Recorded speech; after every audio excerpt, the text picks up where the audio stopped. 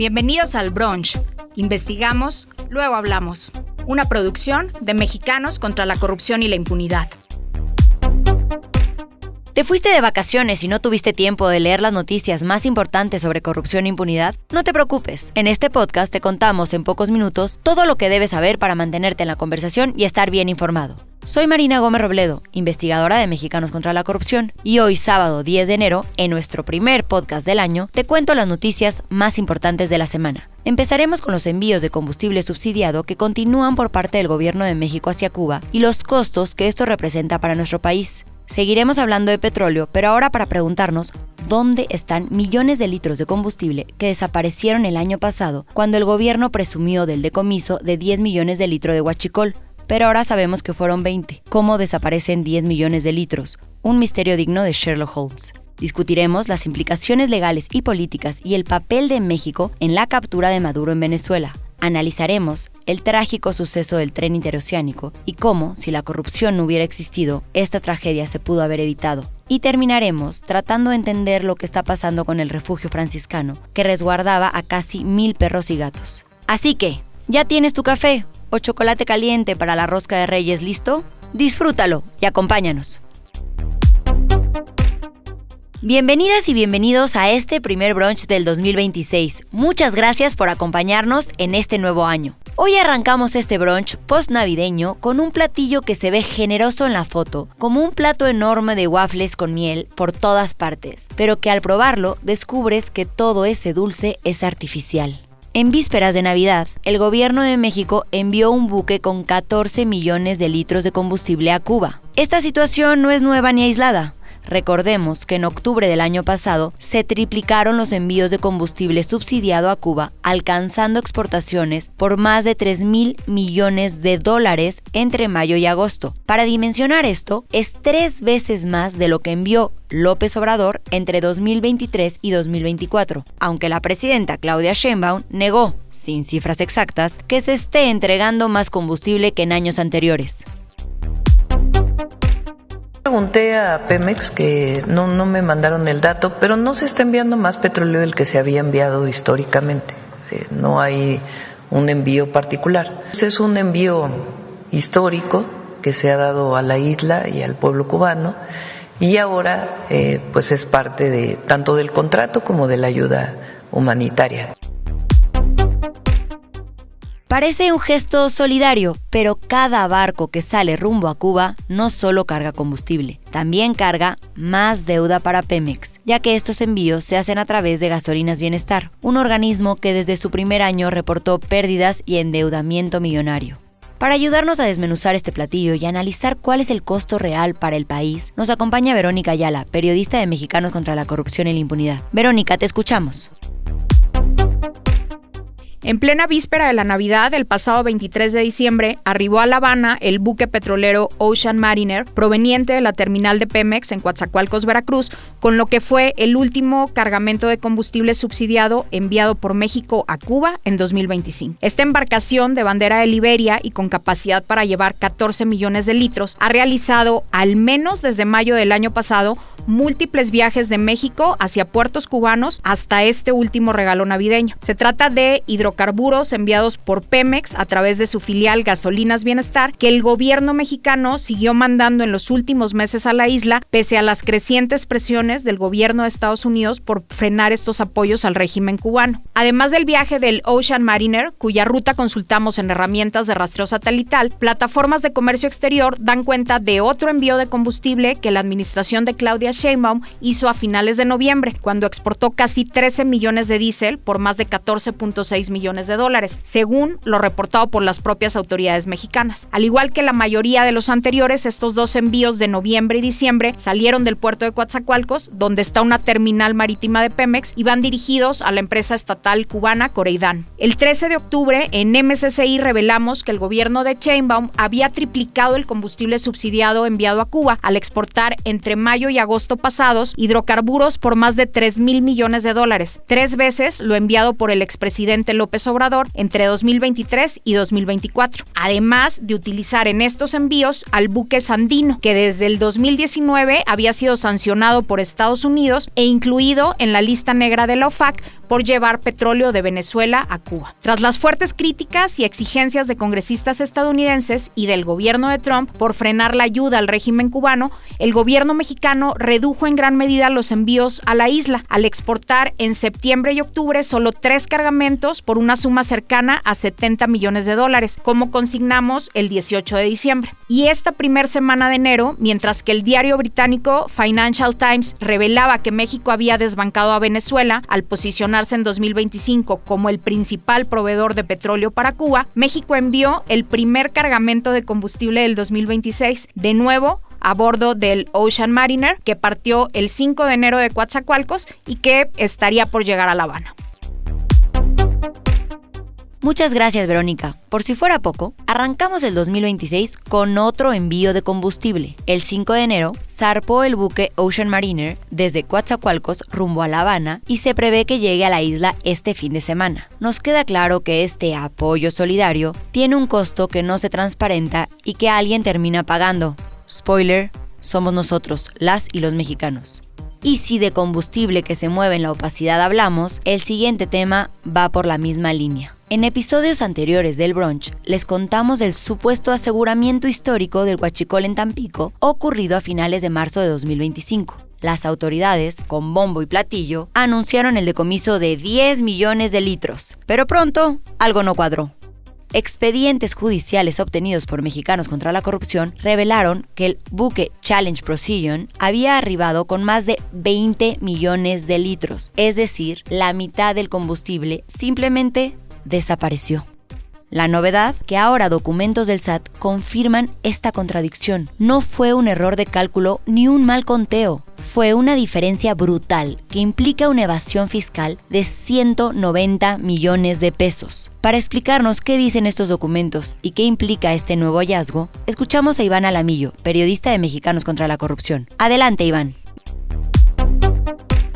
¿Recuerdas el megadecomiso de 10 millones de litros de huachicol que las autoridades federales presumieron en marzo del año pasado? El huachicol llegó en el buque Challenge Procyon, proveniente del puerto de Beaumont, en Texas. Tras el megadecomiso, en Mexicanos contra la Corrupción y la Impunidad, dimos a conocer que Intansa, la empresa que importó el diésel de manera ilegal, haciéndolo pasar por aditivo para aceite lubricante, presentó varias demandas de amparo reclamando la incautación de 5.460.000 galones de supuesto aditivo. Esto, descubrimos, equivalía a 20 millones de litros de diésel, el doble de lo que las autoridades federales reportaron haber decomisado.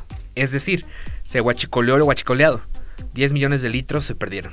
Ahora, en Mexicanos contra la Corrupción, tuvimos acceso a un expediente interno de la Agencia Nacional de Aduanas, donde se confirma que el buque Challenge Procyon llegó al país con 20.9 millones de litros. El expediente se generó en noviembre pasado a partir de una revisión al pedimento de importación de Intansa, donde se establecía que el buque venía cargado con 17.450.000 kilogramos de supuestos aditivos. Las autoridades aduaneras, tomando en cuenta la densidad del diésel, convirtieron esos 17 millones de kilos a litros, dando como resultado 20.9 millones de litros, cifra casi idéntica a la que reportamos desde Mexicanos contra la Corrupción el año pasado. El SAT determinó también que por cada pipa que transportaba 49.000 litros de diésel ilegal, se omitió el pago de contribuciones de 477.000 pesos. Esto significa que los 20.9 millones de litros que transportaba el buque incautado en Tampico habrían representado una evasión fiscal superior a los 190 millones de pesos.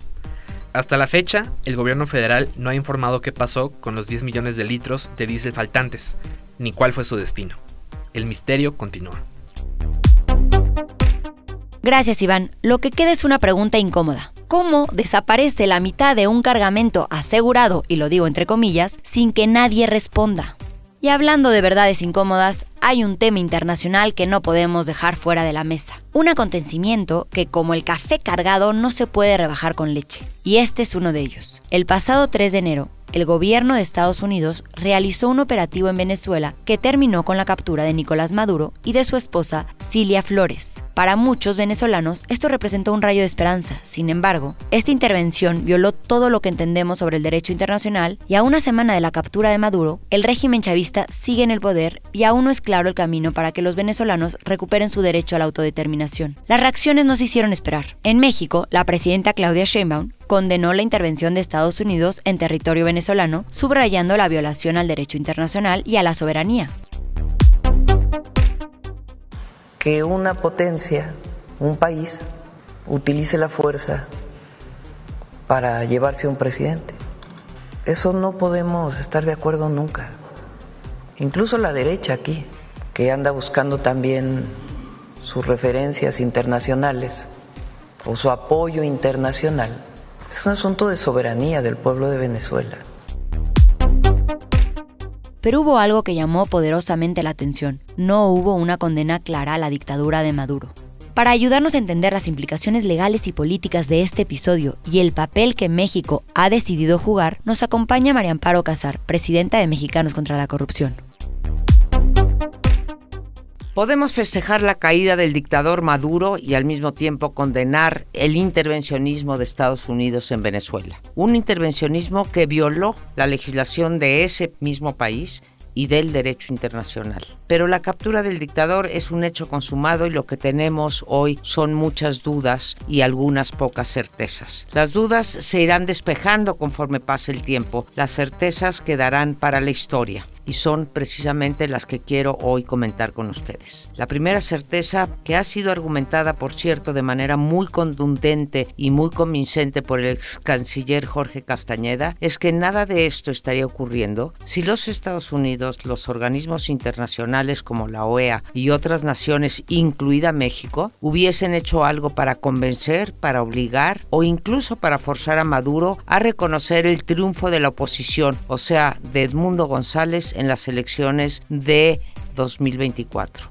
Los que hoy festejan o reniegan de la acción militar de Estados Unidos en Venezuela no ayudaron cuando pudieron al pueblo venezolano, cuando ese pueblo venezolano los necesitó. La segunda certeza es que la restauración de la democracia no figura, pero ni por asomo, en la detención del dictador Maduro. No lo sacaron de su país por dictador, sino por narcotraficante y porque era un obstáculo para las ambiciones de Estados Unidos de hacerse con el control del petróleo y de reafirmar quién manda en el continente americano. La tercera es que no está en el plan del gobierno de Estados Unidos reconocer el triunfo electoral de Edmundo González en esas elecciones del 24 que acabo de comentar, o de provocar unas elecciones en el futuro cercano, y mucho menos de reconocer el indiscutible y valiente liderazgo de María Corina Machado en la lucha pacífica en contra de la dictadura. La cuarta certeza es que hasta donde le dé la capacidad a Estados Unidos, seguirá controlando el gobierno o gobernará mientras, como dijo Marco Rubio, Venezuela se pueda organizar, y lo cito, en una transición de poder segura, adecuada y juiciosa. ¿Quién decide qué es una transición segura, adecuada y juiciosa? Pues el propio Estados Unidos.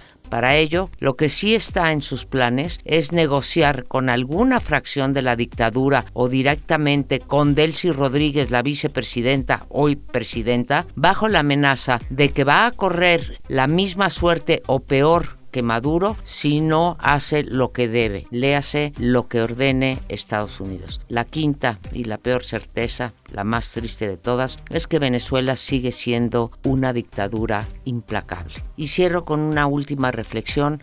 Hoy es el dictador de Venezuela, mañana puede ser quien estorbe los planes de grandeza del presidente Trump, que necesite desviar la atención de asuntos graves de política interior o quiera enviar mensajes a China, a Rusia o a cualquier otra potencia sobre quién manda en el continente americano o, digamos, en el hemisferio occidental. La intervención de Venezuela ordenada por Trump no se puede tomar a la ligera.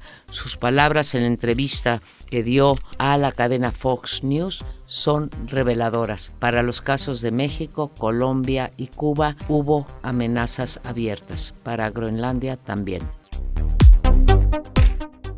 Gracias, María Amparo. Nos dejas claro que la historia no terminó con una captura y que las omisiones también dicen mucho.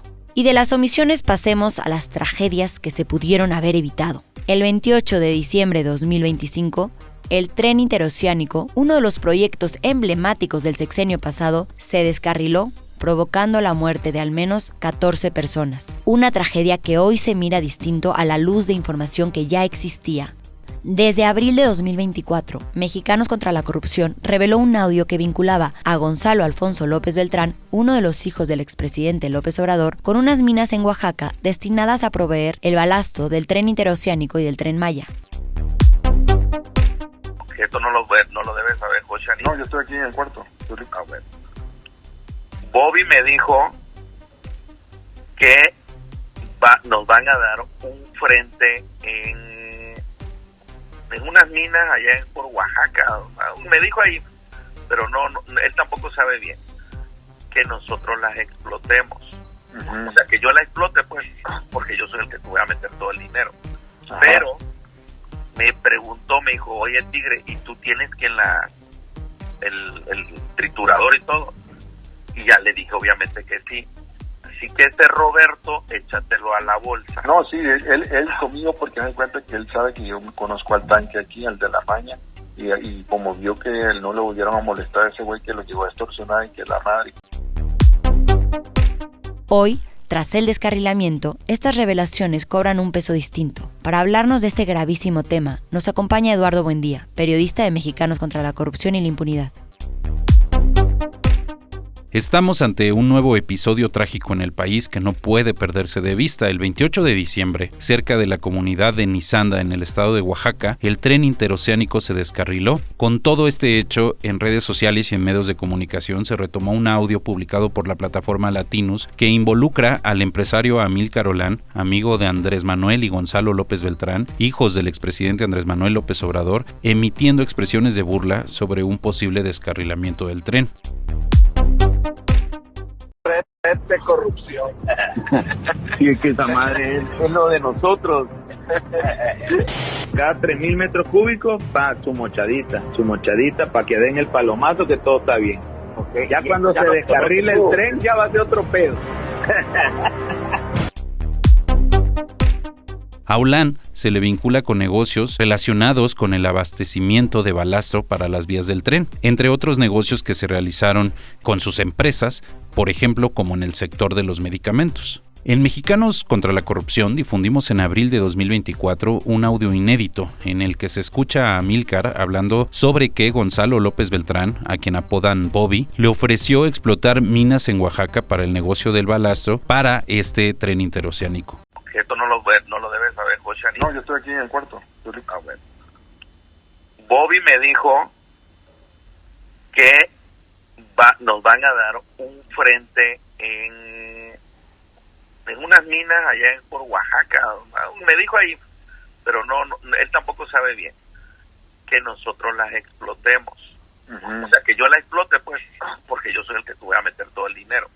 Ajá. Pero el interlocutor que se escucha en el audio incluso ofrece interceder para que la actividad de explotación no sea molestada por la Maña, refiriéndose a grupos del crimen organizado que operan en la zona con el tema de las extorsiones. Comento todo esto porque el descarrilamiento del tren evidentemente es consecuencia de una mala ejecución de la obra o de otros vicios ocultos que esperamos que las autoridades investiguen y sancionen. Además de que estos audios vinculan directamente a Amílcar Olán, amigo de los hijos del expresidente AMLO, en proveer estos materiales para la construcción del tren. También hay que decir que el propio Gonzalo López Beltrán tuvo un cargo honorario para supervisar dicha obra. En fin, es triste que los defectos del tren con estos indicios de tráfico de influencias y corrupción desde su edificación hayan provocado la pérdida de vidas, algo muy lamentable. Es deseable que haya justicia y que todos los responsables sean sancionados.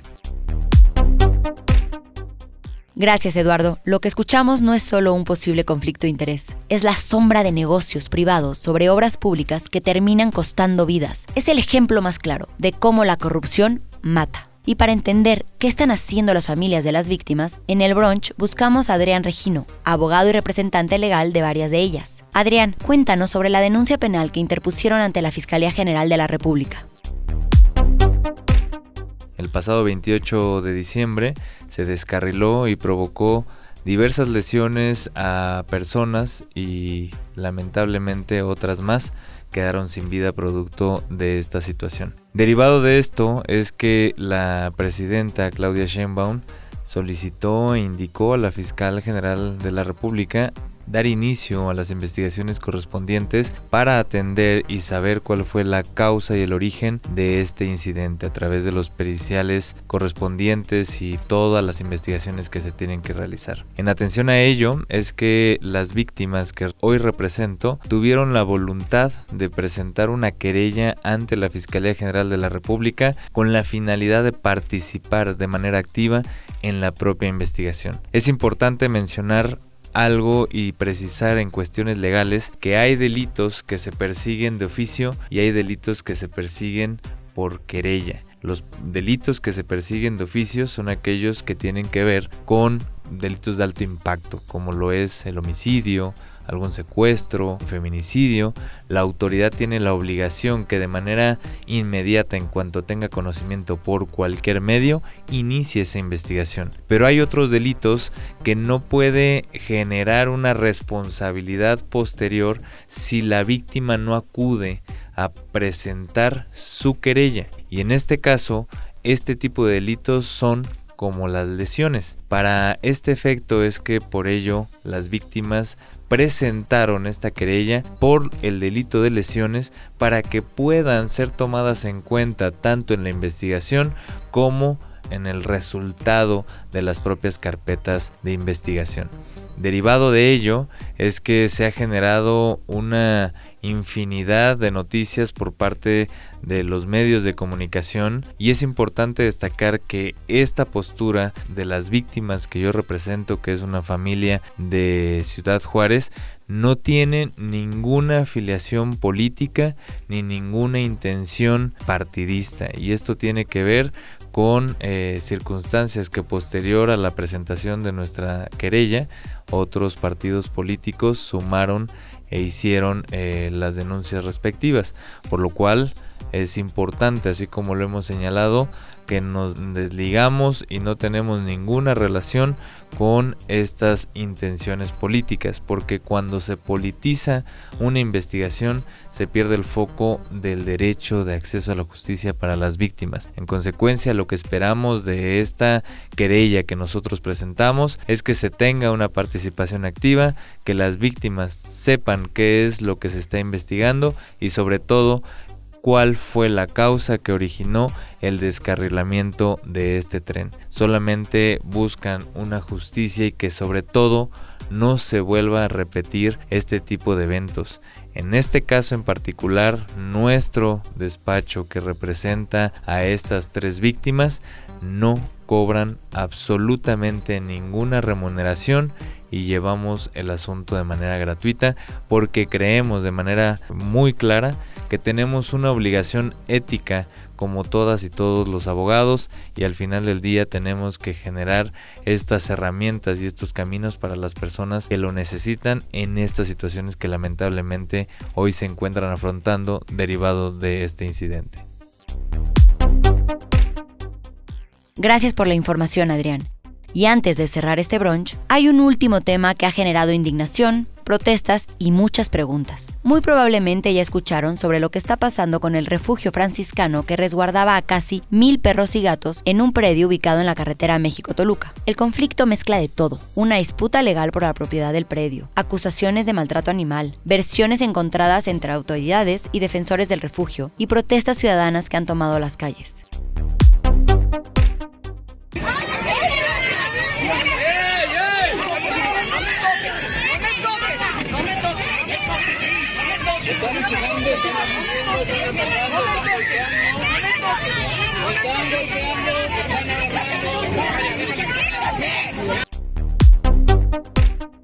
El refugio sostiene que el desalojo que se deriva de una disputa por el predio y de irregularidades legales, mientras que el gobierno capitalino afirma que intervino para rescatar animales cuya salud estaba en riesgo. En medio de todo esto quedaron los animales, trasladados, enfermos y algunos fallecidos. Para hablarnos de este caso desde la defensa legal del refugio, nos acompaña Rafael Orantes, abogado del Refugio Franciscano. Rafael, te escuchamos.